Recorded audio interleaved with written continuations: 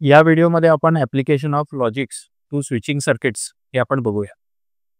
Mathematical लॉजिकचा use application आपण switching सर्किट्समध्ये, इलेक्ट्रिकल स्विचिंग सर्किट्समध्ये यूज करू शकतो.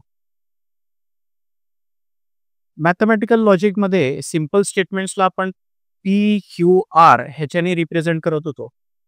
एका सर्किट डायग्राममध्ये स्विच 1, स्विच 2, स्विच 3 याला रिप्रेझेंट करण्यासाठी आपण आता इथे पी क्यू आर चा यूज करणार आहोत.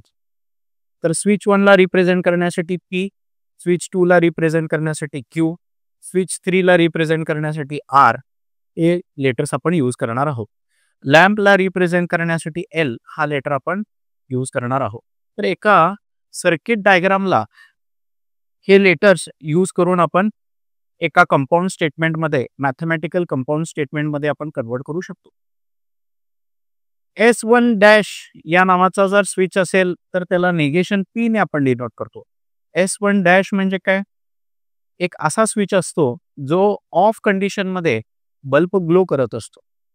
स्विच बंद असेल तर बल्ब ग्लो करतो. तशा स्विचला S1 डॅश म्हणायचं. त्या स्विचला रिप्रेझेंट करण्यासाठी आपण निगेशन P यूज करतो. S2 डॅश या स्विचला रिप्रेझेंट करण्यासाठी निगेशन Q यूज करतो.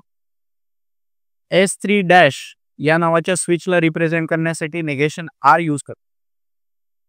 दोन स्विचेस सिरीजमध्ये एका पुढे एक जर असेल तर त्याला P अँड Q या मॅथमॅटिकल स्टेटमेंटने आपण रिप्रेझेंट करू शकतो. दोन स्विचेस पॅरलल असतील, एका खाली एक असतील तर त्याला आपण P और Q या कंपाऊंड स्टेटमेंटने आपण रिप्रेझेंट करू शकतो. जसं आपण ट्रूथ टेबल मॅथमॅटिकल लॉजिकमध्ये ट्रूथ टेबल बनवत होतो, तसंच स्विचिंग सर्किट्समध्ये तसा सिमिलर टेबल आपण बनवणार आहोत. त्याचं नाव आहे इनपुट आउटपुट टेबल. ट्रूथ टेबलच्या ऐवजी त्याला नाव इथे आहे इनपुट आउटपुट टेबल. ट्रूथ टेबलमध्ये शेवटच्या कॉलमला आपल्याला ट्रू किंवा फॉल्स असे आन्सर्स भेटत होते. या इनपुट आउटपुट टेबलमध्ये शेवटच्या कॉलममध्ये 1 किंवा 0 असणार आहे. 1 ह्याचा अर्थ लॅम्प ग्लो होतोय आणि 0 ह्याचा अर्थ लॅम्प ऑफ आहे.